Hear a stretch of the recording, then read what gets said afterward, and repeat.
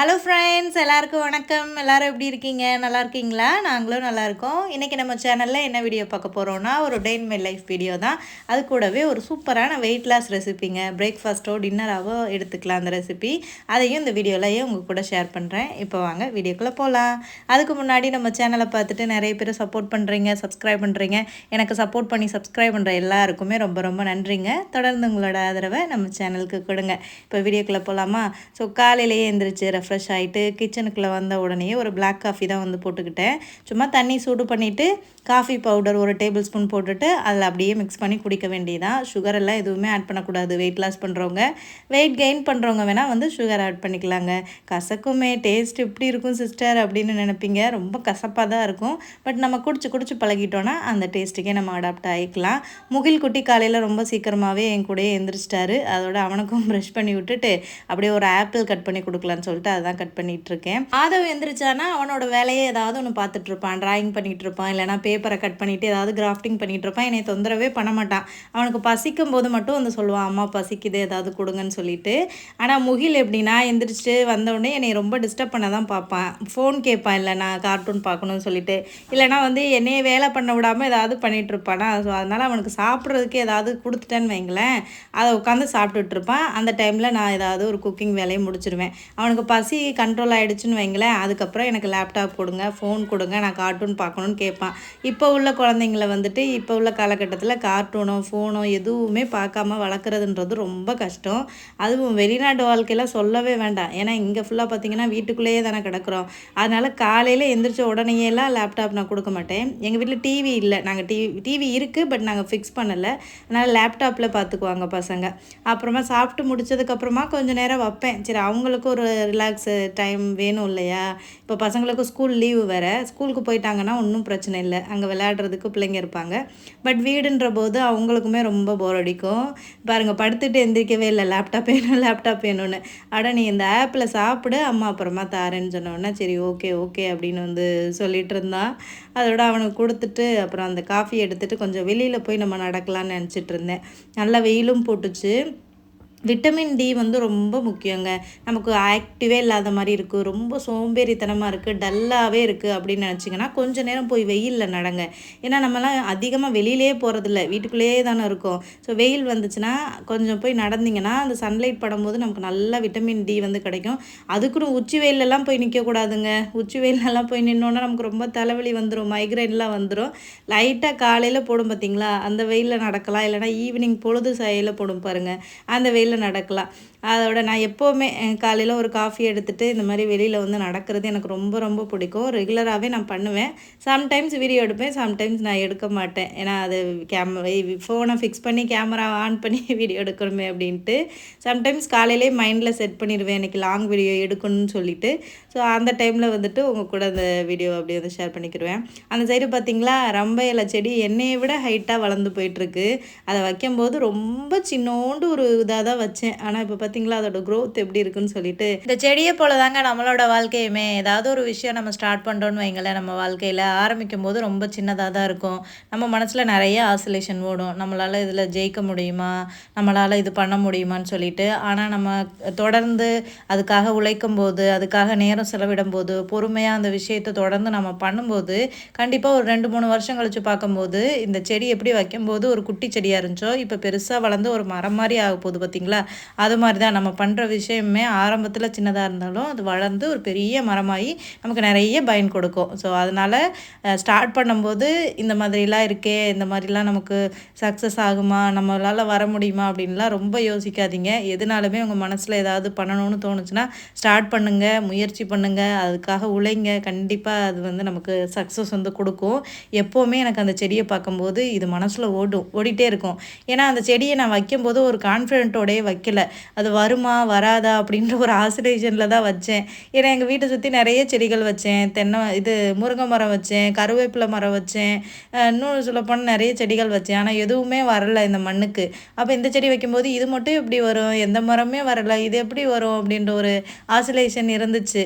சரி, வந்தால் வருது, வரலைன்னா போகுது அப்படின்ற ஒரு இதில் தான் வச்சேன்.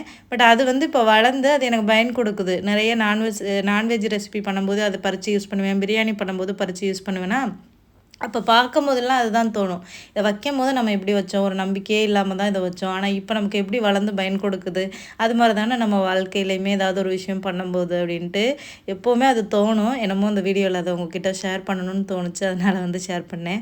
அப்புறம் டீயை குடிச்சு முடிச்சுட்டு, டீ இல்லை காஃபியை குடிச்சு முடிச்சுட்டு வீட்டுக்குள்ளே பிரேக்ஃபாஸ்ட் பண்ண வந்துட்டேன். நேற்று நைட்டே பார்த்திங்கன்னா அந்த பச்சை பயிறு இருக்குது பார்த்திங்களா, அதை வந்து ஊற வச்சுருந்தேங்க.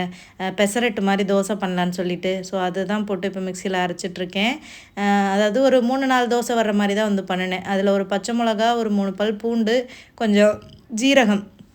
தொண்டை வேறு சரியில்லைங்க. இந்த வெள்ளரிக்காய் அதிகமாக சாப்பிட்றோம் பார்த்திங்களா டெய்லி, அதனால் லைட்டாக தொண்டை கரகரன்னு இருக்குங்க. பேசும்போதெல்லாம் ஒரு மாதிரி வாய்ஸ் வந்து மாறுது.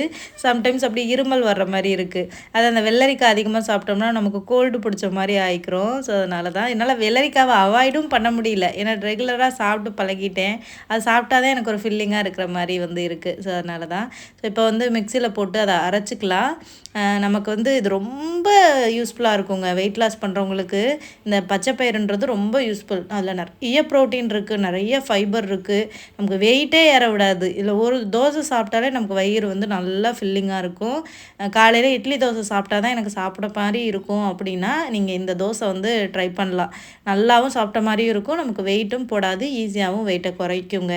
ஸோ அதனால் ஒரு ஒரு 2 கைப்பிடி போட்டிங்கனாலே 2 தோசை சுடலாம். அந்த மாதிரி அளவு பார்த்து நைட்டே ஊற வச்சுட்டு அதை இந்த மாதிரி மிக்சியில் போட்டு அரைச்சிட வேண்டியதான். இன்ஸ்டண்ட்டாக அப்போவே வந்து சுட்டுக்கலாங்க. வேறு புளிக்க வைக்கணும் அப்படின்ற அவசியமே கிடையாது. தேவையான அளவு உப்பு போட்டுட்டு அப்படியே ஒரு மிக்ஸு கொடுத்துட்டு அப்படியே நம்ம வந்து தோசை ஊற்றிக்க வேண்டியதான். பச்சை கலரில் தான் இருக்கும். நீங்கள் எக்ஸ்ட்ரா கொத்தமல்லி புதினாலாம் போட்டு அரைச்சிங்கன்னா இன்னுமே நல்லா பச்சையாக வந்துருக்கும். இதுக்கு வந்து சைடிஷாக பார்த்தீங்கன்னா சட்னி தான் வந்து பண்ணேன். தேங்காய் சட்னி பண்ணலாம் அப்படின்னு பிளான் பண்ணி தேங்காய் எடுத்தேன். அதுக்கப்புறமா தான் டக்குனு யோசனை வந்துச்சு தக்காளி சட்னி பண்ணலான்னு. ஏன்னா வீட்டில் நிறைய தக்காளி இருக்குது. 2 கிலோ பக்கம் தக்காளி இருந்துச்சு. என்னமோ தெரியல, ஒரு 2 வாரமாக நான் தக்காளி அதிகமாக யூஸ் பண்ணவே இல்லை. ரொம்ப கம்மியாக தான் யூஸ் பண்ணேன்னா, அதனால் தக்காளி ரொம்ப தேங்கி போயிடுச்சு. சரி இருக்கிற தக்காளியை காலி பண்ணிடலாம், வச்சுருந்தோன்னா வேஸ்ட்டாக போகும்னு சொல்லிட்டு அதனால் தக்காளி சட்னிக்கு மாறிட்டேங்க. ஒரு 4 தக்காளி எடுத்து கட் பண்ணிவிட்டு அதுக்கப்புறமா வந்துட்டு ஒரு வெங்காயம் எடுத்து அப்படியே கட் பண்ணிவிட்டு, ரொம்ப சிம்பிளாக நம்ம வெங்காயம் தக்காளியை போட்டு வதக்கிட்டு ஒரு சட்னி பண்ணுவோம் பார்த்திங்களா, அந்த சட்னி தான். ரொம்ப ஸ்பெஷல்லாம் ஒன்றும் கிடையாது. ஏன்னா கருவேப்பிலை மட்டும் வீட்டில் இல்லை, நெக்ஸ்ட்டு மார்க்கெட் போகையில் தான் வந்து வாங்கணும். ஸோ சட்னிக்கு வந்து கட் பண்ணி வச்சாச்சு. இப்போ வாங்க சட்னி பண்ணலாம். கொஞ்சோண்டு ஆயில் ஊற்றிட்டு அதிலேயே கடுகு, உளுந்து, கடலைப்பருப்பு, காஞ்ச மிளகாய் போட்டுட்டு அப்படியே வெங்காயம், பூண்டு, தக்காளியை போட்டு வதக்கிற வேண்டியதான். இவ்வளோ சிம்பிளான சட்னி எங்கேயுமே பார்த்துருக்க மாட்டேன் பார்த்தீங்களா. ஒரு 5 மினிட்ஸ்லேயே வந்து பண்ணிடலாம். இப்படி தான் நான் தக்காளி சட்னி வந்து பண்ணுவேன். கொத்தமல்லி, புதினா, கருவேப்பிலை இருந்தாலும் அதையும் நிறைய போட்டுக்கிறது. வேர்க்கடலை இருந்தாலுமே போட்டுக்கலாம். அதை எல்லாத்தையும் சேர்த்து பண்ணும்போது கலவை சட்னின்னு சொல்லுவாங்க. இது வந்து வீட்டில் இருக்கிறத வச்சு அப்படியே வீட்டில் இருக்கிற இன்க்ரீடியன்ஸ் வச்சு பண்ணுறது. ஸோ பூண்டையும் வெங்காயத்தையும் போட்டு ஒரு வதக்கி விட்டுட்டு அதுக்கப்புறமா வந்து தக்காளியை போட்டுற வேண்டியதான். அந்த வெயிட் லாஸ் பண்ணும்போது முக்கியமாக பண்ண வேண்டிய விஷயம் என்னென்னா ஆயில் வந்து கம்மி பண்ணணுங்க.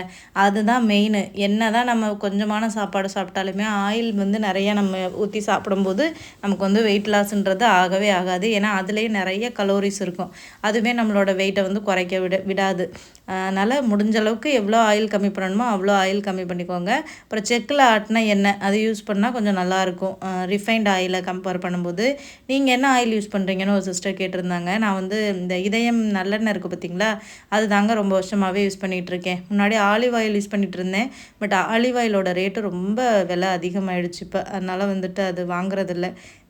எப்போவாச்சும் வாங்குவேன், ஏதாவது ஒரு சில ரெசிபி பண்ணும்போது யூஸ் பண்ணுறதுக்கு.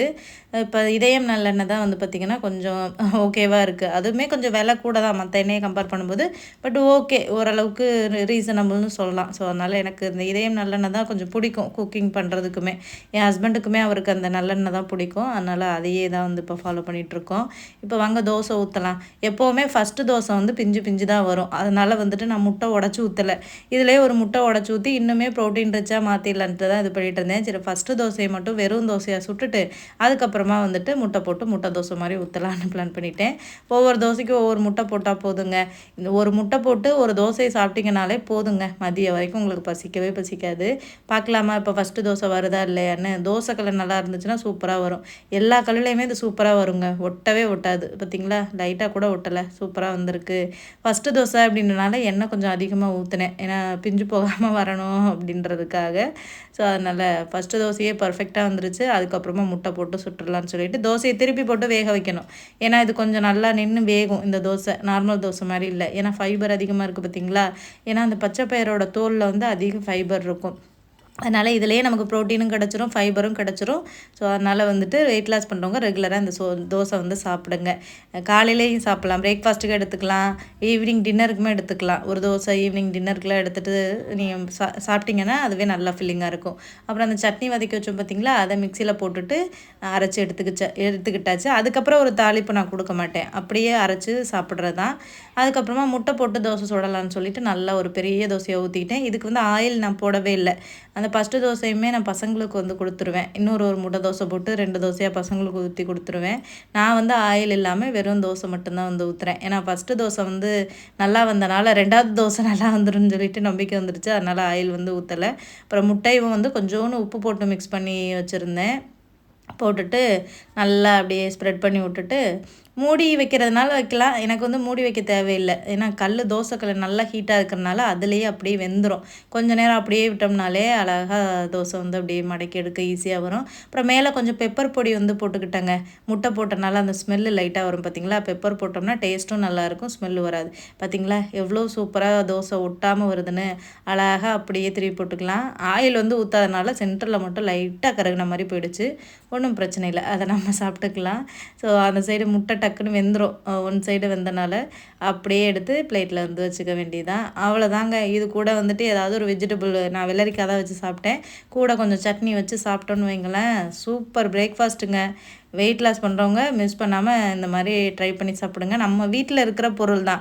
இதுக்கு வந்து நீங்கள் கொண்டக்கடலை எடுத்துக்கலாம், இல்லைனா அந்த மாதிரி பச்சை பயிறு எது வேணாலும் எடுத்துக்கலாங்க. நம்மளோட இமேஜினேஷன் தான் வெயிட் லாஸ் ரெசிபி எல்லாம். நான் ரொம்ப விரும்பி சாப்பிட்டேங்க. இந்த தோசை எனக்கு ரொம்ப பிடிச்சிருந்துச்சி. அந்த முட்டை போட்டு பண்ணனால நல்லா இருந்துச்சு. அந்த தக்காளி சட்னிக்கு இன்னும் சூப்பராக இருந்துச்சு. தேங்காய் சட்னியை விட அந்த தக்காளி சட்னிக்கு ரொம்ப சூப்பராக இருந்துச்சு.